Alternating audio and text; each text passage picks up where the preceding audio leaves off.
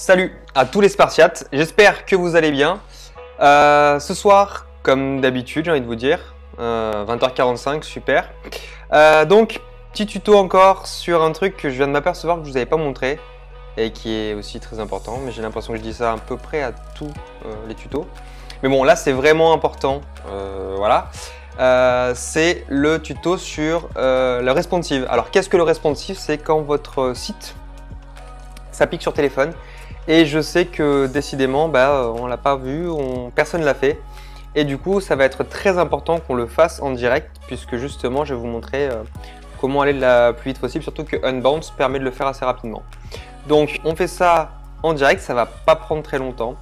Donc là, je suis directement sur mon site. Bon, vous connaissez l'interface d'Unbounce, hein, maintenant, ça commence à faire un petit peu de temps qu'on le pratique. Je suis sur le site classique, sur le Spartan Tuto. Et en fait, ce qui se passe, c'est que ici, tout petit ici, vous avez une option avec écrit mobile. Alors, on ou off. En général, si vous ne l'avez jamais fait, c'est off. Et là, vous cliquez dessus, vous l'activez.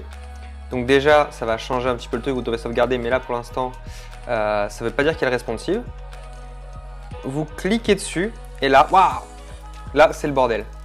Donc là, ce qui va se passer, c'est que votre site a été remis en place selon les éléments, c'est-à-dire qu'il a été distancé, enfin il a été réduire la fenêtre. Et en fait, ce qui va se passer, c'est qu'à partir de là, vous allez devoir replacer les éléments. Sauf que bien sûr, ça, quand on le fait, c'est un petit peu pénible. Alors, je vous rassure, il y a d'autres éléments qui vont vous permettre de le faire plus rapidement. Déjà de base, c'est quand vous cliquez sur la zone centrale, normalement, dans les pages Property, il y a moyen normalement de tous les remettre. Alors, il faudrait voir, voilà. C'est exactement l'élément que je cherchais. C'est que vous avez le Layout Assistant qui va vous écrire. Vous cliquez dessus.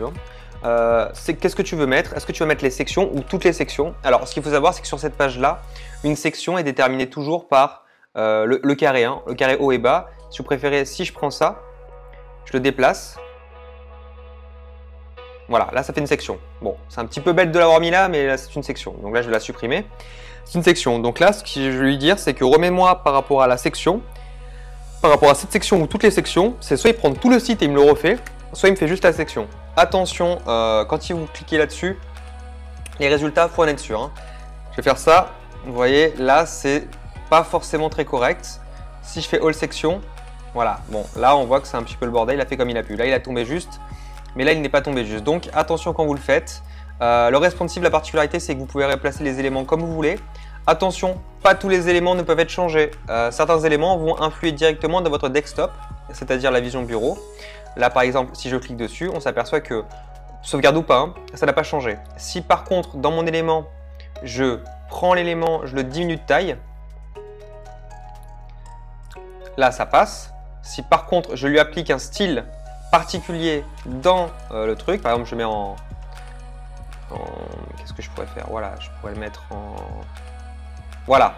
Là, on voit que j'ai changé le style de mon texte.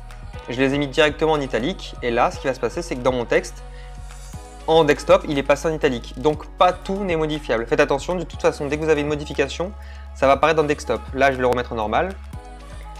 Là, dans le desktop, attention, change have affected the other view. Donc voilà, faites attention à ça. Si vous faites quelque chose que vous ne désirez pas en responsive, attention aux modifications.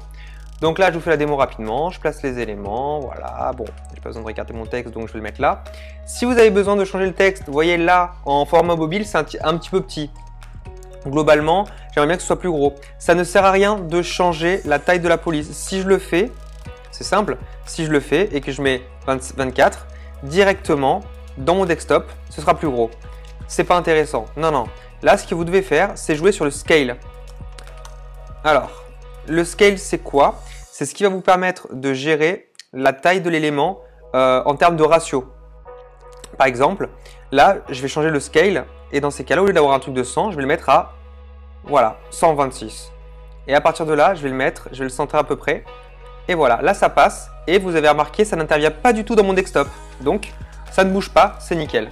Ce sera pareil pour tout. Là, par exemple, les gagnants remportent de 20 000 € de développement. Vous vous rendez bien compte que je ne peux pas l'utiliser.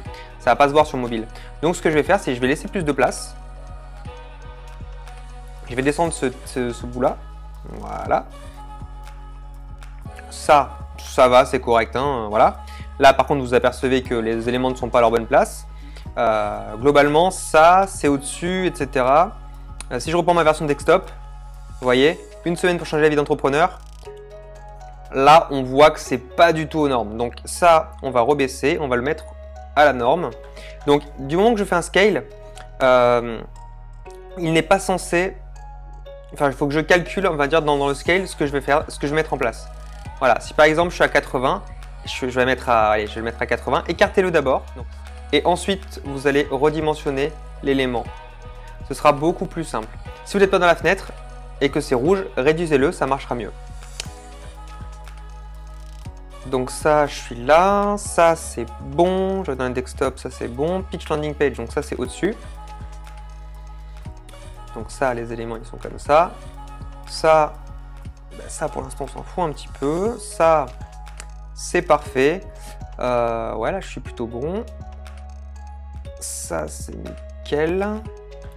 Ça, voilà. Desktop, et c'est les... Voilà.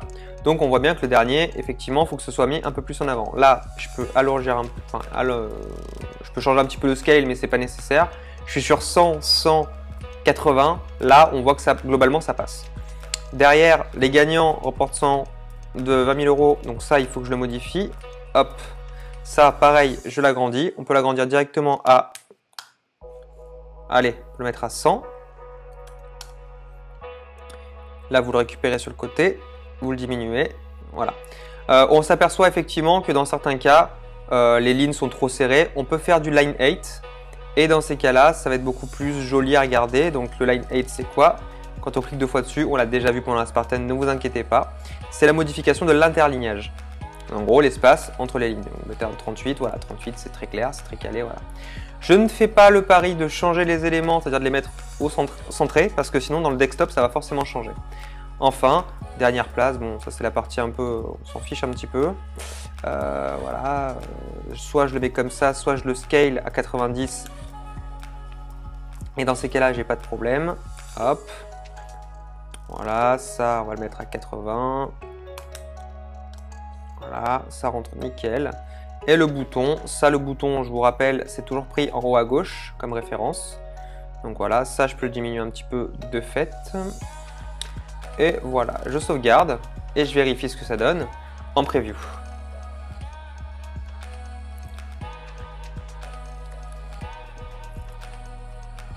Voilà, donc là on voit que c'est relativement propre. Par contre le bouton forcément déconne, donc ça veut dire que le bouton est un petit peu trop court. Par contre, ça voilà, ça ce qui va être un petit peu pénible, c'est dans le cadre du bouton, vous ne pouvez pas le changer parce qu'il est relié à un service tiers. Donc ne mettez pas le bouton trop grand, à part quand il est en auto, dans ces cas il gardera la place qu'on lui a attribuée. Mais attention, voilà, vous risquez de vous retrouver avec un bouton qui est un poil trop gros ou un poil effacé. Et là normalement voilà, c'est légèrement mieux. Ok, une fois que j'ai fait ça, l'intérêt c'est le test dans le dur. Donc là, je vous montre en direct ce que ça donne. Donc voilà, ça c'est bon. On voit le truc qui n'a pas bougé. Si je diminue ma fenêtre dans l'inspecteur, on voit que ça a modifié. Ça, je vous montrerai comment le faire, mais c'est pas important. Et on voit que sur le téléphone, alors je ne sais pas si vous le voyez très bien, que les modifications ont bien été prises en compte et que mon truc fonctionne correctement. Vous voyez, c'est tout bon. Et même le reste, si je clique là-dessus, le bouton prend exactement la forme de la newsletter que je souhaite. Donc c'est nickel. Voilà, j'espère que ça vous plaira. N'hésitez pas à me faire des retours dessus. Faites-le, n'hésitez pas à me dire si ça a marché ou pas.